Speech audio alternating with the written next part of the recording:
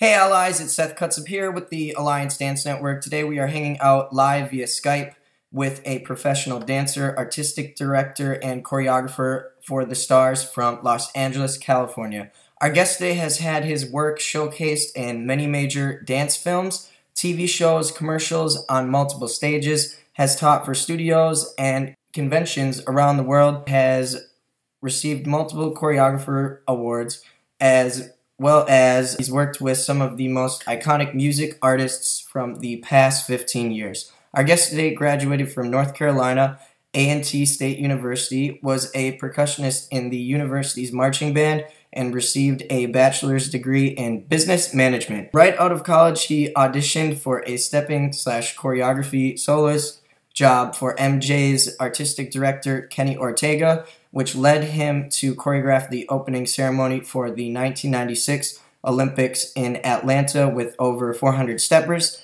He also got his start working in the industry by choreographing for the late Lisa Left Eye Lopez from TLC. You might have seen his work on MTV's America's Best Dance Crew, So You Think You Can Dance, Dancing with the Stars, the NAACP Image Awards, the Grammys, BET Awards, Vibe Awards, Soul Train Awards, the VH1 Awards, Hip Hop Honors, CSI New York, Lopez Tonight, Disney's Camp Rock, X Factor, Victorious, Just Jordan, That's So Raven, See Dad Run, Big Time Rush, Nickelodeon's The Fresh Beat Band, Kylie Minogue's Promo Tour, The Final Jam, HGTV's Design on a Dime, and Nick Lachey's Taking the Stage. His choreography also can be seen in the following films: Stomp the Yard, Homecoming, Bewitched, Shark Tale, Step Up Revolution, House Party 5, Tonight's the Night, Big Time Movie, and Disney's promotional shorts G-Force and Underdog. Commercial choreography credits include The Gap, Moen, Crown Royale, Best Buy, McDonald's, Hanes, Wendy's, Apple, AT&T, Chrysler, and Sears. He's also had the opportunity to dance in You Got Served, Dreamgirls, Garfield, Alvin and the Chipmunks, Blades of Glory, Indiana Jones 4, From Justin to Kelly, and Collateral. Plus, our guest today has worked with the following recording artists: Chris Brown, P. Diddy, Neo, Fergie, J-Lo, Tamia, Omarion, Usher, Missy Elliott, Raven-Symoné, Ludacris, and the late Lisa Left Eye Lopez, and comedian Kevin Hart. Currently, our guest resides in Los Angeles, California. He teaches at Debbie Reynolds Dance Studio, stays true to being a perfectionist, and is a proud member of both Kappa Alpha Psi Fraternity Incorporated and Phi Mu Alpha Sinfonia Fraternity Incorporated. So without further ado, the Alliance Dance Network and myself would like to give a very warm welcome to the amazing and wonderful Mr. Chuck Maldonado. How are you doing today, Chuck? I am doing extremely well, Seth. How are you? I'm doing great. You've worked with so many iconic projects and artists and movies of the past 15 years, so it's just amazing to hear all the accolades and work that you've done. It's mind-blowing. Thank you for saying that. Let's talk about like your early life. Where did you grow up? How did you get into dancing, and what dance studio did you start going to when you were a kid? Okay, I grew up in Perth Amboy, New Jersey. I never really took classes as a child or a young person. I didn't really start taking dance classes until I was in my 20s. But I've always had a passion for dance. I've always done it freestyle. I've done it with crews locally in my hometown in New Jersey. After graduating college, I found a stronger love for the art. And that's when I started, training a little bit more and taking classes. But it wasn't until I moved from North Carolina, that's where I attended college, that I started taking classes in Atlanta, Georgia. So that's where I took most of my training classes, in Atlanta, Georgia. Okay. How old were you when you first started taking dance seriously? It wasn't until I was in my mid to later 20s I started really taking it a little bit more seriously. At the time, I was working as a high school teacher, actually. So I was working in Atlanta, Georgia, as a high school teacher, and I started really loving dance, and I started kind of doing both dance as well as teach And how I did that was I was part of the Atlanta Hawks dance team. At that particular year, when I started really going into dance, they decided to have male dancers on the team. So I just then started dancing on that. Were you in band in high school too? Yeah, no, I've been in band since elementary school. I played percussion. I played the drums. So Yeah. I've done that like pretty much so a good portion of my life, elementary, junior high, high school, as well as in college. Okay, so then you went to North Carolina A&T State, and you were also on the step team there, right? Yeah, I pledged the fraternity, Kappa Alpha Psi fraternity, and yeah, I was part of the step team there as well, and I got to compete as a stepper. Do you think that, I know I asked Tiffany this, do you think your percussion background, band background, stepping background prepared you for when you went into the dance industry and started creating movement as a dance professional? Right, absolutely. I think that everything that happened to me in the past, whether it be band, whether it be dance or non-dance related, prepared me for what was to happen in the future and where I am today. Just made me a better business person, made me a better person, and it made me a stronger dancer. Yes, absolutely, I agree. For your creative process, are you more of a count-based, sound effect-based, lyric-based? What do you like to create off of? Right. Being that I'm an educator, I use all the forms. Okay. I like to count, of course. Hmm. I do the rhythms and I go in and out of lyrics as well. I listen to music over and over and over again before I even start the creating process. And when I'm actually teaching the routine to the dancers, I teach all different ways because I understand that there are a lot of different people that learn differently, different styles of learning. So I try to count, I try to sing the words, and I also hum the rhythms and beats so they can understand where the movements actually go. Prior to working in the industry, you said that you were working for American Express, right? Yeah, that was my first job out of Okay. college, and I did that for a couple of years. Hmm. And I mean, corporate America was okay, but then I felt like there was something missing. I went back to school, and that's when I found my new love, which was teaching. Started teaching in DeKalb County school systems in Atlanta. I did that for a couple of years, and I still felt like there was something missing. And that's when I transitioned to the next level or dimension in my life, which was dance. So how old were you when you were teaching? Like 26, I 25? was 27, 28. And then Yeah. I saw in another interview you talked about your high school teacher. And And then at night, I would go to rehearsals for the Atlanta Hawks dance team. oh, okay, okay. Yeah, so that was like my part-time job, dancing for the Atlanta Hawks NBA professional dance team. All right, so breaking into the industry, can you talk about working with Kenny Ortega, choreographing the 1996 Olympics, and how you started working with Lisa Left Eye Lopez? Right. Actually, I started working with Lisa Left Eye Lopez later on around 97, but right before that, a year before it, I auditioned for the 1996 Olympic Games in Atlanta. It was the Centennial Olympics. And I didn't really know any choreographers at the time. Kenny Ortega was the artistic director and choreographer of the actual Olympic Games. I auditioned for him as a stepper. And I got in. Originally, I mean, I was just auditioning because I wanted to be in the Olympics as a dancer, and then fast forward a couple of weeks or about 2 3 weeks later, I get a call from Kenny Ortega Wow. inviting me to be one of the choreographers, and he felt that it was very important because the Olympics were in Atlanta that we needed to highlight it, and we need to highlight some of the HBCUs, which are the historically black colleges and universities. And by doing that, he decided to hire 400 step teams, like not step teams, but step people that could step in the industry. And most of us came from black colleges and universities. And anyway, so he called me and asked me if I can choreograph it, and I gladly said yes. And, that was like pretty much so the beginning of my dance career. That's when I realized that maybe this is my purpose in life. Maybe this is what I'm supposed to be doing. That's crazy. So where'd you guys rehearse? We rehearsed of course, at the Olympic Stadium. Olympic Stadium is as big as the size of 2 football fields. It was huge, and everybody was on the grass, and I was on a lift around 40 to 60 feet up high.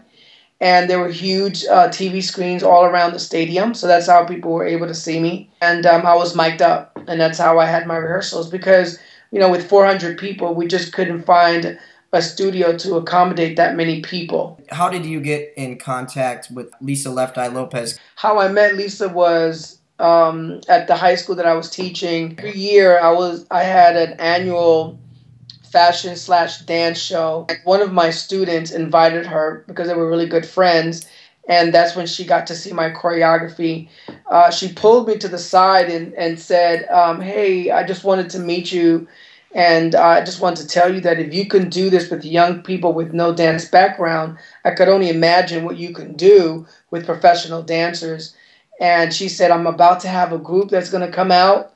The group is named Black. They're going to be signed to Columbia Records. Working on it right now, and as soon as that happens, I'm going to give you a call because I want you to be the choreographer.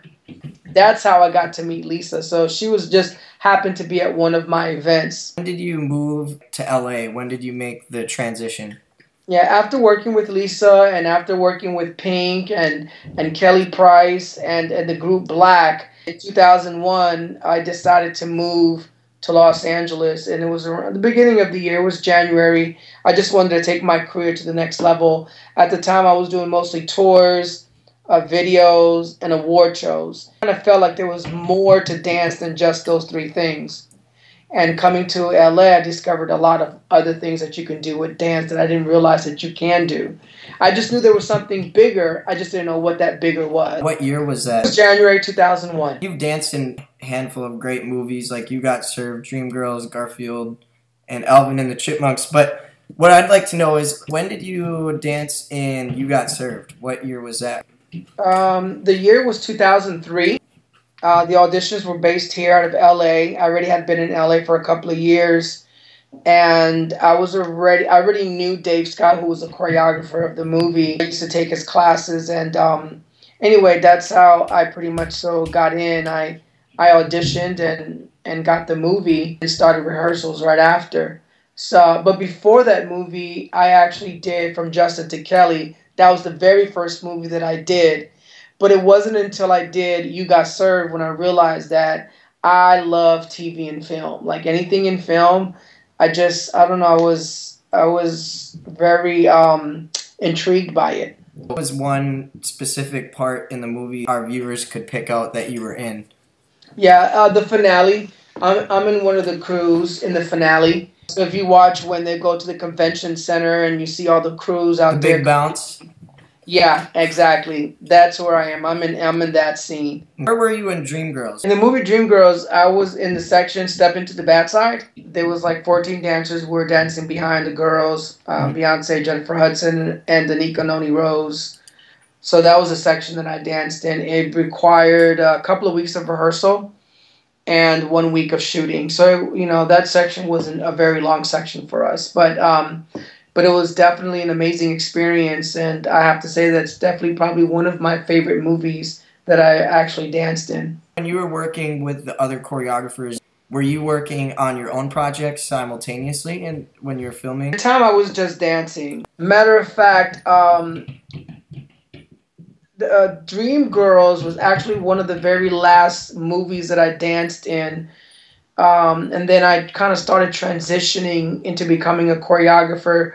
Right after I finished filming Dreamgirls is when I got the movie Stomp the Yard as a choreographer. And once I did that movie and that movie came out, that's when a lot of doors started opening for myself as a choreographer, and I started doing more things in choreography. I'm a firm believer that, just like in corporate America or any other kind of job, you got to kind of work your way up. I trained for a long time, and I started dancing, and I danced for a long time. Then I started assisting choreographers for a very long time. And then once Stomp the Yard came out, that actually gave me the opportunity to start choreographing on my own. I was wondering if you could talk about your experience choreographing for So You Think You Can Dance? Okay. Yeah, that's the reality world. So that's like another section of dance. It's a little bit different because you have a very short time to choreograph, teach it to the contestants, and actually perform it. It could be very stressful, not only for the contestants, but us as the choreographers, because even though it's a reality show and it's supposed to be about them and it's supposed to be about them trying to overcome the challenge, do well, and win. At the end of the day, as choreographers, we still get judged. If they don't do well, then it feels to me that it comes back on us. When in reality, it's not really about us. We give them the challenge. We're there because, we specialize in whatever genre of dance that they wanted to do or they're being challenged in, and it's up to them to be able to fulfill that. So it could be stressful. It's a very stressful job, and I mean, just like any other job, it could be stressful. When you're choreographing on the show, is there a rubric that you guys kind of have to follow? No, not really. It just seems like So You Think You Can Dance hip-hop choreography is very similar. It's very similar. It's probably because they do a lot of lyrical hip-hop. And the reason why they might do a lot of lyrical hip-hop is because a lot of the contestants are technicians. They come from a jazz, ballet background. They're trained dancers or studio dancers. And because of it, you have to adjust your hip-hop according to what they can do as well. So, and it's also about that story. You have to create a storyline, and so it becomes a very lyrical. I mean, that's probably what you're trying to say, is that a lot of them kind of are similar, look alike. Every now and then they try to do something new and do maybe old school hip hop, or maybe it might be something a little bit more grimy, a little bit more, I don't want to say ghetto, but that kind of feel.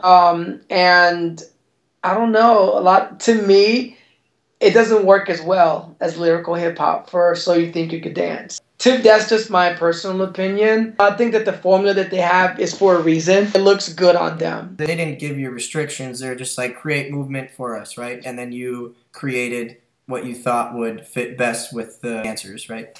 Right. They give you a lot of freedom, which is great. They allow you to everything from makeup, hair, to clothes, the music, editing the music. You have total control of everything. Lighting, what kind of set do you want?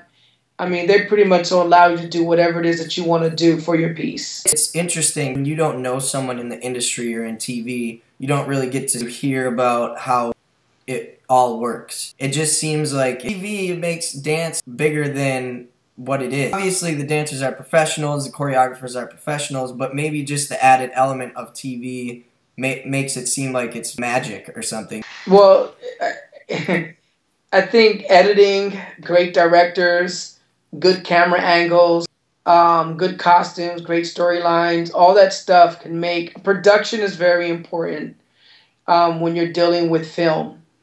Your choreography could be amazing, but if there's no production behind it, sometimes it looks very bland. What they try to do is make sure that everything is TV ready. And they add a little, some of the glam to it, the lighting, the stage, making sure that everything is shot well, it's just very important to them to make sure that it's good to the viewer. It's like yourself, when you're watching it, that it looks bigger than life. How did you get the opportunity to choreograph for the show, and then how many routines did you choreograph, and what was your favorite? I met Nigel.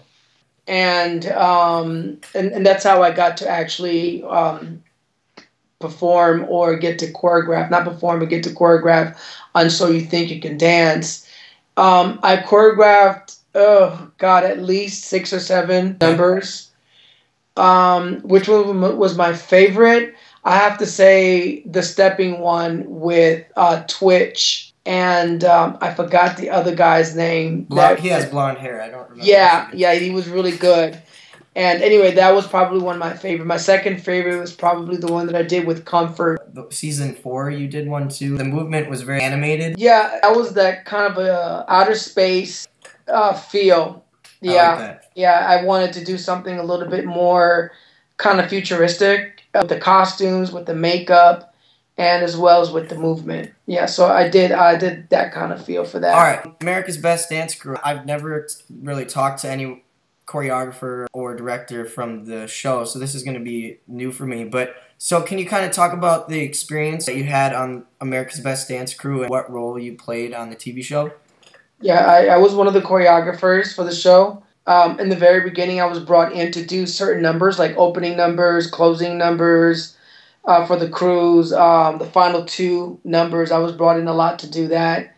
And it wasn't until season 6 that they brought me in as a choreographer for the entire season.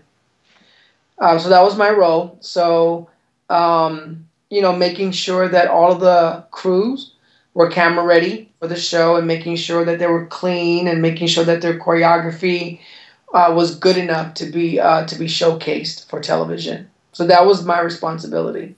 What were rehearsals like? Rehearsals are very long, especially for us as choreographers, because we're there. We can be there as early as 9 or 10 o'clock in the morning, and literally not leave until pretty much so 2, 3, 4 o'clock in the morning. Sometimes, really depends. But we work with each crew, a good 3 or 4 of us that are on set.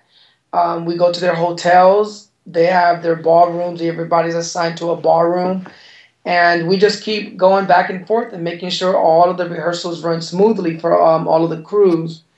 You're going to find crews that are really good at making up movements, but maybe transitions are not as good, so maybe you got to help them with transitions. You may find crews that are not used to dancing in front of camera, so you got to make sure that the choreography is camera ready. Because there is a difference, between just choreographing, let's say, for a class as opposed to for a show like America's Best Dance Crew. The producers are they're very tough, and they want to make sure that everything looks amazing. So it requires many hours. We're supposed to technically have a day off, but we wound up working pretty much so around the clock, 7 days a week. It was like a boot camp? It felt like a boot camp to us, maybe as choreographers. But to the crews, I mean, they just had to worry about themselves and their crew and making sure that they were ready. They had an entire week to make sure that they were ready for, the shoot the following week. They get their challenges. Let's say if it went out, if it filmed today, came on TV today, so they get their challenge the next day. So they'll know what they need to do. Then they start working on their music. They start working on the editing process. They start working on choreography. And we're there to guide them through the whole process. Do you have a moment in mind where you can maybe talk about that you worked with one of the crews? I have a couple of crews. I mean, I loved all of them for different reasons. Of course, the Jabberwockies was amazing to work with them because the Jabberwockies, they already came from a professional background. They were all living here in Los Angeles. So they understood, the lifestyle of a dancer. So they were a blessing to work with. And then you have a crew like I Am Me from season 6, who are extremely talented young people. And they definitely deserve to win as well. That was a blessing. And then, you have other crews that you just love because you just wanted them to do well because they worked so hard and because, they had the it factor, but you just had to guide them along. But those, I have to say, those were two of the crews that I think that I enjoy working with the most. And I don't know if it's because I felt like they pretty much were self motivated. They were already experienced. They've already lived the life, so it made our jobs a little bit easier. But I'm gonna be honest with you. I enjoyed working with all of the crews. One of the crews I didn't get to work with, but I got a chance to bring to America's Best Dance Crew was the All-Star Strikers step team. Came from Florida A&M. So, of course, I was rooting for them that season. Did you get to work with 8 Flavors?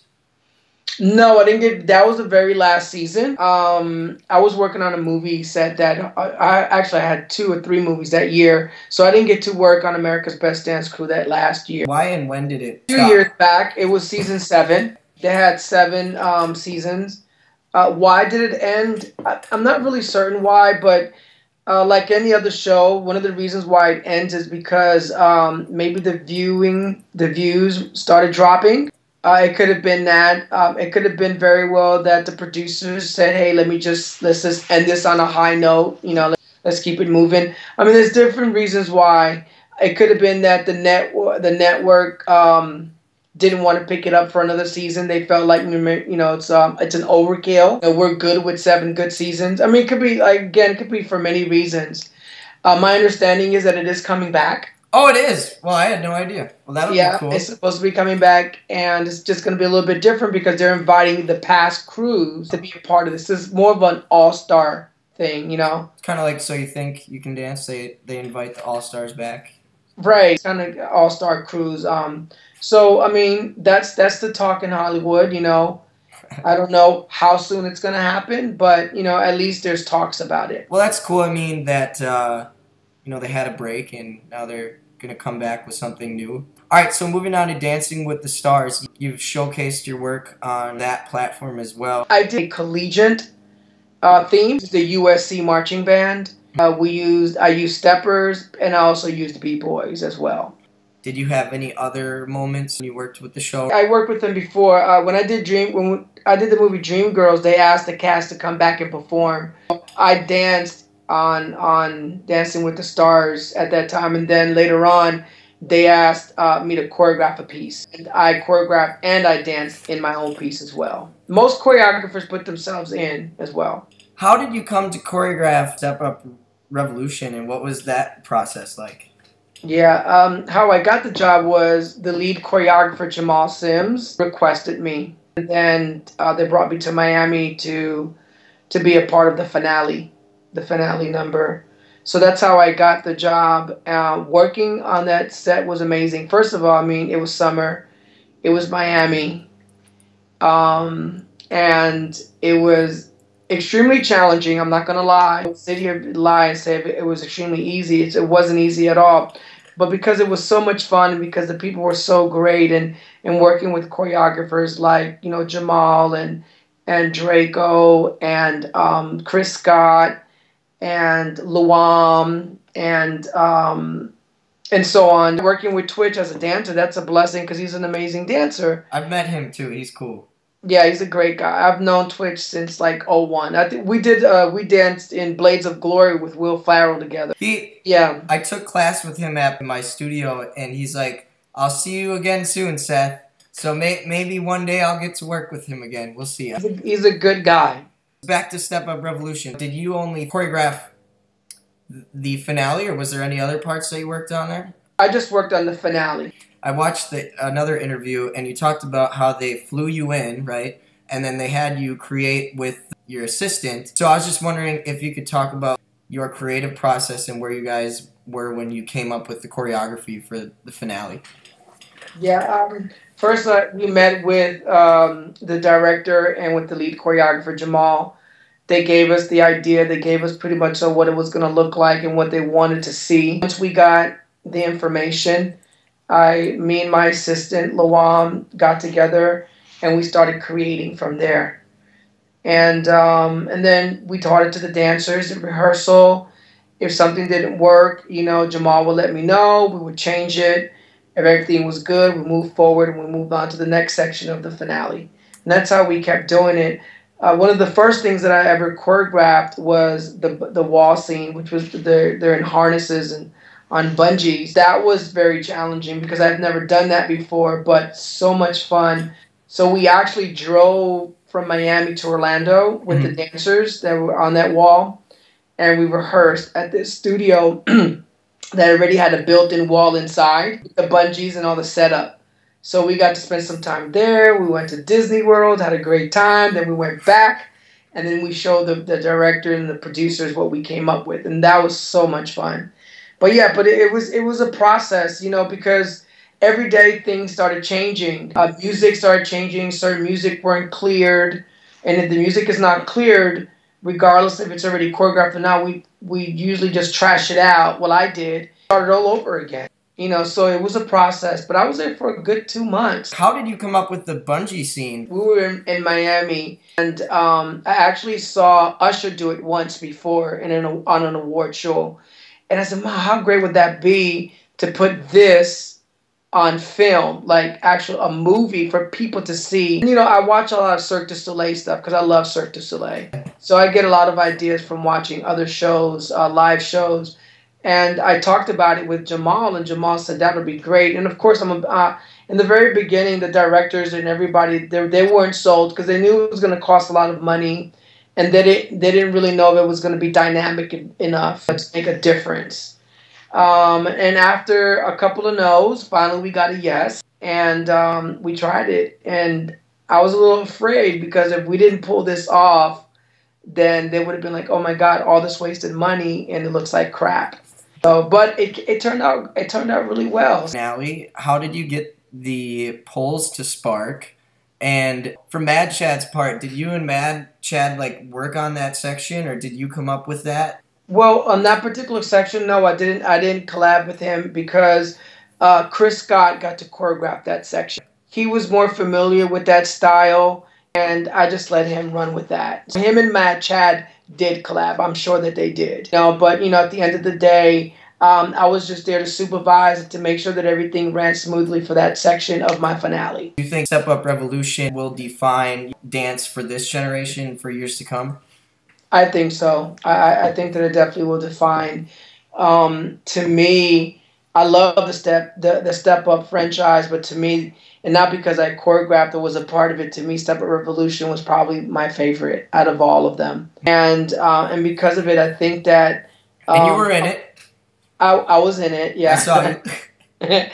I think that a lot of dancers were inspired by that movie. It was different. I like the fact that we did so many different things, from being in a museum to, lighting with the ballet section, all lit up, to dancing out in the streets, to literally on an outdoor yard full of all these props and things that we had. And to answer your question, as far as the sticks go, I know that you want to know how we spark. We tried a whole bunch of different things to make them spark, and nothing was working. So you put it in post after? Yes. Yeah. Yes. It was we had to put it in post because it was like the spark was so low that it was like, "Oh my God, this is a mess. This is not gonna work." Because we'll just put sparks in post, and I'm like, "Awesome, okay." Because I didn't want to try. We didn't want to trash the stick idea, the pole idea away. Did you guys use treatments and layouts and storyboards when you were all collaborating to come up with the finale? Yeah, absolutely. A lot of times, all that stuff is already laid out for us. They'll have the treatment. Of course, we always get the script, so we get to read the script, so we'll understand what the storyline is about, because it does allow us to be inspired. Tell us what kind of movements need to go there. Is it going to be a jazz piece? Is it going to be more hip-hop? Is it going to be pop? Is it going to be lock? All that stuff is very important. And then, of course, we'll always have the storyboards, letting us know what's first, what's second, how the order of the shooting is going to happen, as well as pictures for us to understand what the visual is and how they want to see it. We can say whether we like it or not, and whether we come up with a better idea. Some directors are very open to that. Some directors are not. It's pretty black and white. It is what it is, and you just have to bring their vision to life. They have a vision and they want it to be a certain way. And it could come from the studio, or it can come from the producers or the creators, and they're told what to do as well. And they tell us, and they don't have to explain why. They just say, "No, this is what I want, and it needs to be this. We want parkour. We want whatever. It's what it is." And even if I say, "Well, I don't know if the parkour is going to work. I don't like it," they're like, "Well, it doesn't matter if you don't like it. You just have to find a place to put it." Oh, Shark Tale. How did you choreograph an animated fish or shark in the movie? First, understanding that fish don't have hands and feet. So you have to understand, your subject and what you're working with. What we did was, once we choreographed it, they brought in cameras. The studio brought in cameras, and they brought in all of the animators. and then all of the animators started watching the movements, and they started getting ideas, and they took the film back to the offices, and they started drawing from that. Where were you when you got, the position choreographing Stomp the Yard, and how did you get the position to choreograph that movie? I was actually at home, Mm-hmm. and here in Los Angeles, and Will Packer, who was a creator producer, actual movie, gave me a call and said that he was searching or trying to find a choreographer that understood HBCU life, Greek life, that was a stepper, and that also came from a hip hop background. And in his search, I was pretty much the only person in Hollywood in his mind that had all of the qualifications to choreograph such a movie. I went to an HBCU. I pledged Kappa Alpha Psi. I was a hip hop dancer. I was already, doing choreography as an assistant. And I understood film by then because I already had done at least a good 6 or 7 movies by that time. What year was that? The year was 2005, 2006 we filmed it. January 2007 the movie came out. You saw yourself in that movie? Oh, absolutely. When I read the script, I totally thought that was me. I literally got emotional reading that movie because I felt like I was reading my life in college. The fraternities, stepping, wearing the letter jackets. You lived that in college. I was sleeping, walking, talking. I averaged 4 to 5 hours of sleep a night for the whole entire process, and I was on it for about 3 months. Where did you go to find the inspiration for your pieces in that film? Yeah, the first thing that I did was I watched a Spike Lee film called School Days. Be inspired because to me, Stomp the Yard was like almost an updated version of School Days, a little bit, sort of, Once I saw that, everything else came from my past experiences. I'm going to be honest with you. I didn't look at YouTube. I didn't look for shows. I didn't do any of that stuff. I just used all of my past experiences as a stepper from college and other past jobs.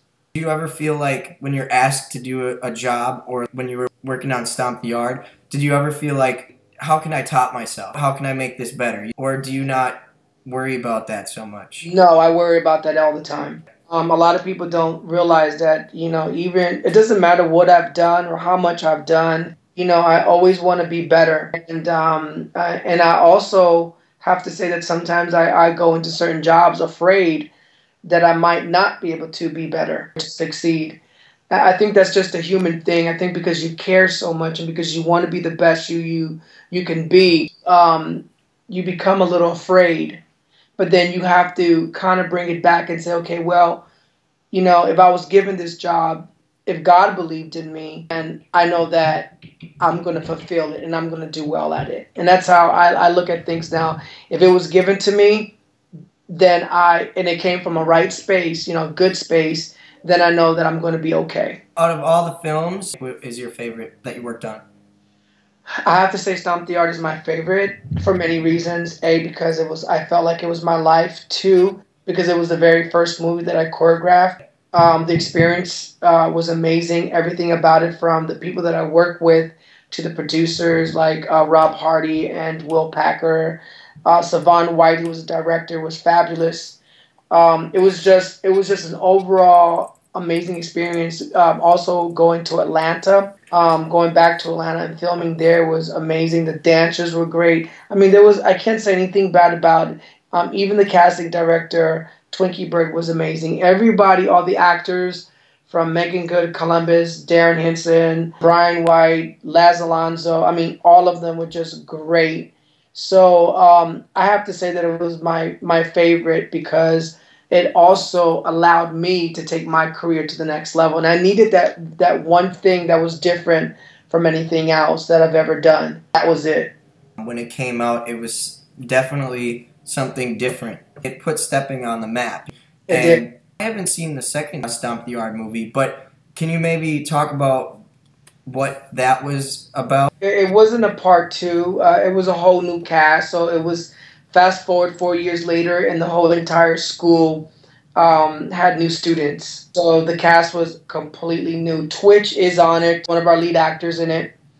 It's pretty much so based around homecoming. HBCUs are big on celebrating homecoming once a year, and that was a big thing for us. The backdrop of the movie, but I have to say that everything is about budget. This one was more for DVD release, wasn't theater released. The budget was a lot less, so you just had to do the best that you could with what you have, and understanding that you just go into the job knowing that this may or may not be like the first one. One of the stars in the movie Stomp the Yard was Chris Brown. What was it like working with Chris Brown, and then how did you guys transition into performing on the Grammys for Stomp the Yard? Yeah, first of all, working with Chris Brown was a true blessing. Extremely talented young man. So I can't say nothing but great things about him. Secondly, because of the movie, it allowed me the opportunity to work with him on the Grammys performance in 2007. He wanted to do a stepping theme, and that's when Rich and Tone and Fly, who are his main choreographers, brought me in to choreograph the opening section. And I got to dance with him as well, so that was kind of cool because I'm only 5'5", and being that Chris is so tall. How tall is he? He's at least 6 feet. Oh, really? Okay. Yeah. It's hard to tell on TV. Yeah, so the chances of me ever dancing with him would have been pretty slim to none because I'm so short. Because I was one of the choreographers, he allowed me to dance. Working with him in rehearsals, how was he? Yeah, he's just somebody who got it. He has the gift. If he wanted to stop singing and just start training as a dancer, he can be a professional dancer, dancing for everybody. That's how talented that man is. So it was something that came natural to him. It's something that he's always loved and done all his life. And then working with some of the best choreographers in the industry, helped out a lot because it was like free training. And then he always strived very hard to get the best dancers for his tours, for his videos, making sure that he had the newest and hottest movements. So because of it, all of that was training, as a dancer for him. You've worked with other artists as well as Chris Brown. You worked with Missy Elliott, Sierra, Fergie, and Usher. Can you kind of talk about your experience working with Missy and Sierra on the Lose Control video? Yeah, Lose Control was it was a great experience. I was brought in by Hi-Hat. I was brought in as a dancer at first, and then I started assisting and working on one of the sections of the actual video. It was a 14-day, pretty much so, rehearsal, which is great. That's pretty unknown nowadays. People don't really rehearse that long because of budgets. Everybody's doing budget cuts. Working with Missy was always a blessing. I've been working with her since the first video, Get Your Freak On. Oh, you did that one too? Yeah, I danced in it. Nice. Man, you are a legend. Yeah, I'm in Past the Dutch. I'm in I'm in pretty much in that album. I'm pretty much almost all of her videos. Man, she's a great artist. She's extremely talented, and she has great visions. She has great ideas. Her music definitely is amazing, and her videos are just as amazing. And the cool thing about her videos is that her videos have nothing to do with what she's rapping about, but they're just so visual and they're so entertaining. They're so amazing, and she's always hired dancers from the very beginning. She loves dancing. She loves dancers. She loves everything about us. Because of it, she employed a whole lot of us, and for that, I know that I'm extremely grateful because I was happy to be in her space and to have worked with her and to see her create and to be a part of that creation. Is just, when I look at it, I'm just like I feel so blessed. Sierra, you worked with her too in the video. Was she a trained dancer, or was she more learning along the way? You know what, they say that I never really personally asked her. I know that she danced very well. I think that she did in high school, though. I think that she She was part of dance teams, and I don't know the exact history. I don't want to really say something that I'm not, but I think that she does have a little bit of a background in dance. I know that she's from Atlanta, and I know that she sung and danced prior to becoming Sierra. So I'm going to say that she probably did, and she's a sweetheart, by the way. Moving on to Fergie, the Fergalicious video. That's another one from my childhood. I remember that. You were in it, Yes. right? Fatima Robinson was the actual director, and because they were going to do like a candy cane land type of theme, she knew that I knew how to twirl the canes very well. So she brought me in to choreograph the cane section. You've heard of the Choreographers Carnival that we have here once a month? Yep. Yeah, we paid homage to Michael Jackson. It was him and Kenny Ortega, Richard Tone. Was that for This Is It? No, this was just for. It was just for the Choreographers Carnival. I got to work with him in that capacity as far as choreography is concerned, where I got to choreograph and help him and assisted him on some of the choreography for that. Speaking of Michael, did you ever have the opportunity to meet Michael? Yes, I did. Oh, you did? Awesome. Yeah, 2001 when I first got here, my roommate and I actually got invited to his birthday party. That's crazy. At Neverland. Yeah. How was that? Was that like? It was crazy. It was surreal for me. Of course, I had to pinch myself a couple of times because I couldn't believe that I was at his home. So we got to ride all the rides in his backyard. We got to go into his theater. We rode on the train. It was quite an experience, and we actually stayed there from very early in the morning up until very late at night. I mean, it was like an all-day thing. In 2001, that was the Invincible album, right? You Rock My World came out? No, it was either 2001 or 2002. It was 2002 that we went to his house. 2001, I had just gotten here, so it wasn't that year. It was actually the year after. Do you remember You Rock My World, that video? Yeah, that came a little bit after. Do you know who choreographed that? I'm not sure who did. Yeah, Rich, Tone, Fly, Michael Rooney. How did you meet Oprah? That's huge. One of my friends, his name is Dr. Lee. He actually got me tickets to her 2-day seminar. And as a surprise, I didn't know that we were VIP. So I got to listen to some of her trailblazers, and they're very inspirational. And my thing was to be inspired by some of these people that have made millions, if not billions, of dollars in what they love to do. They actually fulfilling their purpose is what they were talking about, and how to fulfill yours.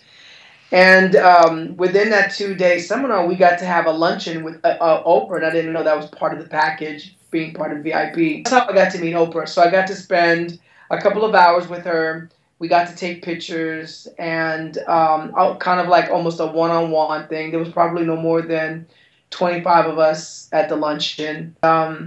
And then I got to listen to her from morning all the way till night, do all the seminars. It was absolutely amazing. It's called the Life You Want Tour. How tall is she? She's short, tall? Actually, a little taller than me, and I'm 5'5". And I was so nervous when I had to meet her that I didn't even look at her feet. I don't even know if she had flats or if she had on heels. I'd say she's roughly around 5'5", 5'6", 5'7". And then there was this light, or this, when I was occupying her space and when I was in her presence, it was very heavenly to me. I felt safe. I felt at peace, and I felt as if she was a long-lost aunt or something. It just felt really good to be in her space, and she made me feel very comfortable. Okay, so teaching, can you maybe talk about like conventions you've taught at? Mm-hmm. I did Monsters of Hip Hop for some time, 6-7 years. Currently, I do. They bring me in as a guest choreographer at the Pulse, and I'm constantly asked, by many studios throughout the country and even outside of our country to teach master classes. One of the things that I feel that us as choreographers are responsible is to, it's our responsibility to be able to not only teach these kids dance movements, but also to educate them about the industry. Because what I want to do is train dancers to become industry working dancers. And by doing that, they need to know that they need an agent. They need to understand that they need good pictures. They need to understand that they need to update their resumes, that they need to train, that they need to take all of these different classes, not only one style, and not only from one instructor, but from all instructors, and just be the best them they can be. And that's the main thing for me. It's my opportunity to have kind of a one-on-one with these dancers from all over the world and be able to educate them about the industry and tell them how they can become a part of it as well. So speaking of the industry, did you always feel as though you could live a normal life being a famous choreographer? Yeah, at first it did because I was living the life. I was so in it that I felt that everywhere that I went, everything was about dance and choreography. But now, I bought this home around 3 years ago. One of the things that I wanted to do was to live in a community where there were no dancers, there were no choreographers, there were no industry people. I wanted to live in a normal neighborhood so that when I walked out, I just saw normal families going to their 9 to 5 or whatever it is. And that's what I love about my home, that I get to do the Hollywood thing and then detach myself from that life and come home and live a normal life and be able to have, friends over and have movie nights and, have family and just live a normal life. Because that to me is very important. It keeps me humble, keeps me grounded, and it, takes me away from that hustle and that grind and that Hollywood life. What is one thing you like about the industry and one thing that you don't like about the industry? Yeah, what I love about the industry, that the skies are the limit, is the limit. You can do whatever you want. Today you might not have a job, and tomorrow you have like an amazing job making great money. So it brings a lot of hope. The day that I wake up, it's a new day to venture out and to maybe try something new. I can produce, I can write, I can direct, I can do so many things. That's what I love about this industry. I'm not stuck in just one thing. The thing that I have to say that may be difficult, this industry is very image driven and it's all about who you know. And sometimes, you may not feel like getting a haircut. You may not feel like shaving. You may not feel like working out. You may not feel like, and that's constant with me every day. Every day I feel like I have to watch what I eat. I have to make sure that I'm always looking fit. I always have to make sure that I'm making all of these contacts and that to me, sometimes I'm gonna be honest with you, sometimes I just feel like wearing sweats and a t-shirt and I don't feel like doing anything but, just being me. What's so funny is that even though, we're artists ourselves, but we may be behind the scenes as a choreographer, but when you're going into these interviews, and we get interviewed by producers, directors, and casting people for certain projects, if you don't have a certain image or look, you may not be hired. And it doesn't matter how good you are. You look at, it's kind of like if you want to be trained by someone who, I don't know, let's say at the gym, you go into the gym, you want to get your body together, but now your trainer is 5'4" and weighs 250 pounds. Oh, Would yeah. you hire that person? Because you don't see him as the image in your mind is someone very fit. So that's how we're looked at as choreographers. Do we look like dancers? Do we have that image? So it's every day. It's not a struggle, but it is something that you have to think about every day. I think that the more relevant you are, the more you have to worry about that. Because you can be somebody older in the industry and be extremely relevant, and you struggle with that. You struggle with making sure you look young enough, making sure that you look thin enough, making sure that, you have this image of an artist. So I think that, a lot of artists struggle with that, especially the ones that are in their 40s, about to be 50s.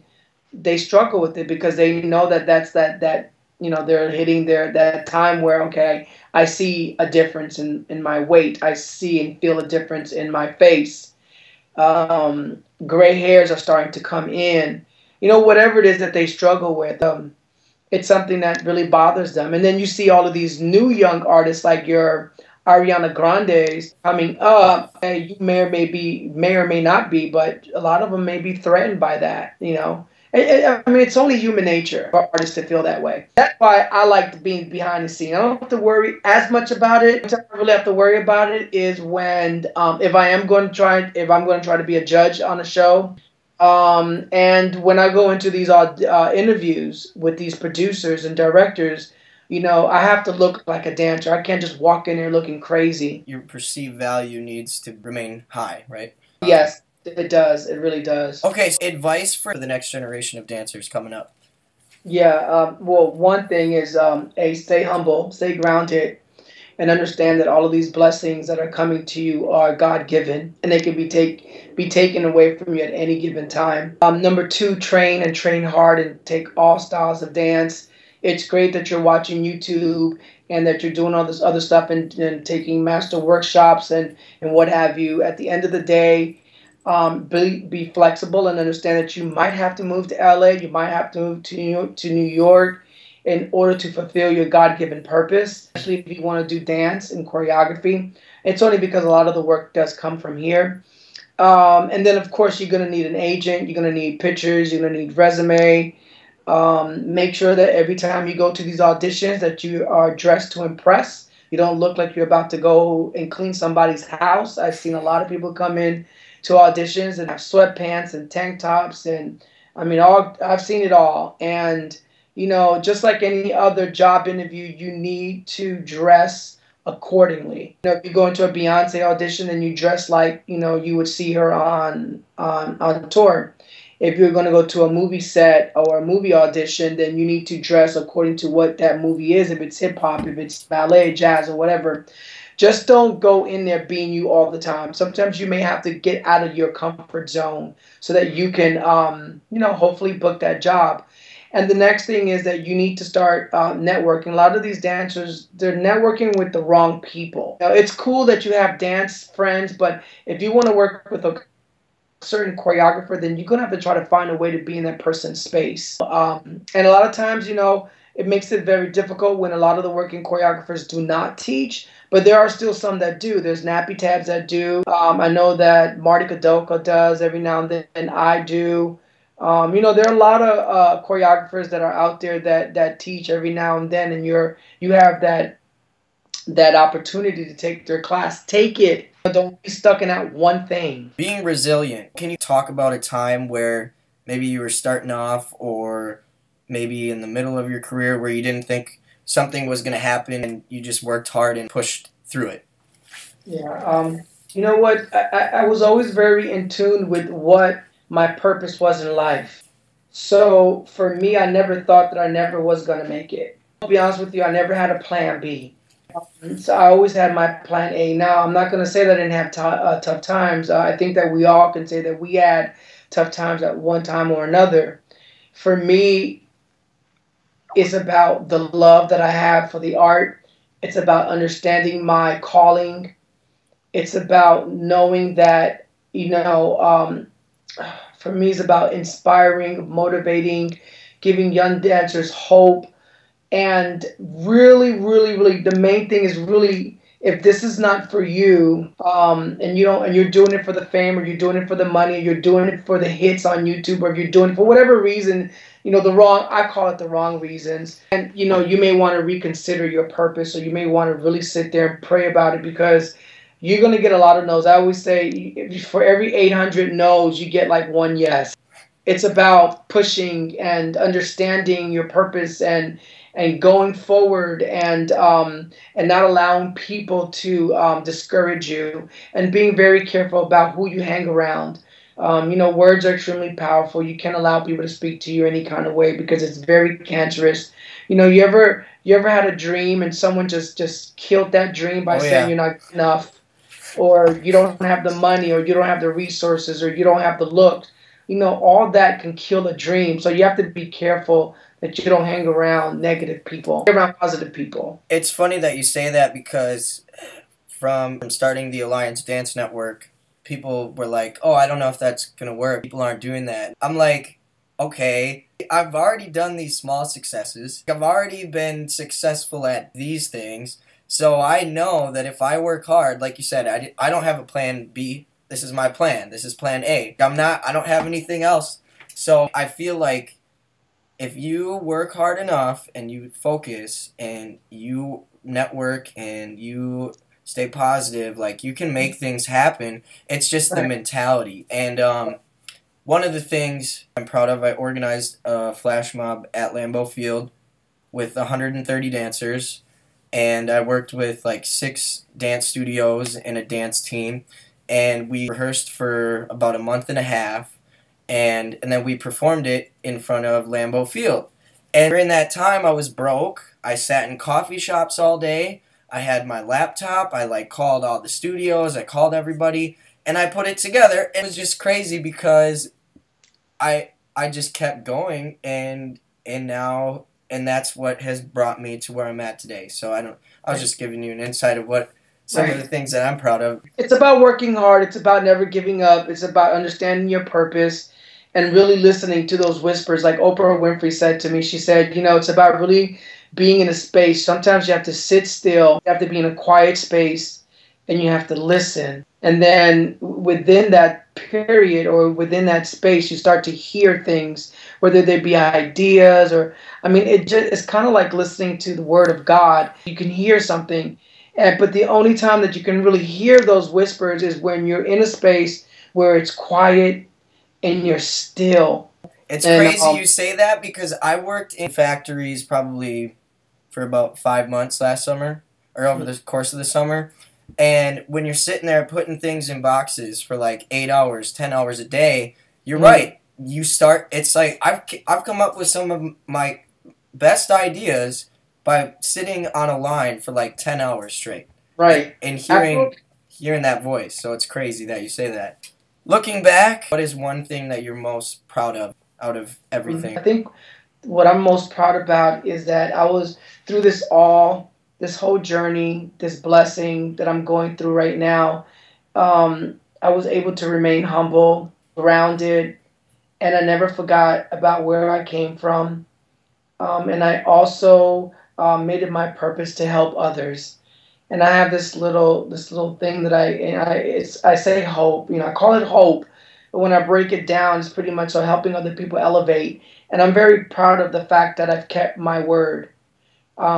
I thrive in helping people. Me getting a job means that I can employ others and that I can help other people. I can help my friends. And when you have friends in this industry and you know their financial situation, you know that you can call them and say, hey, I just got this movie, I just got this commercial, this award show, and I want to hire you. I'm proud of that because, to me, it's more about me.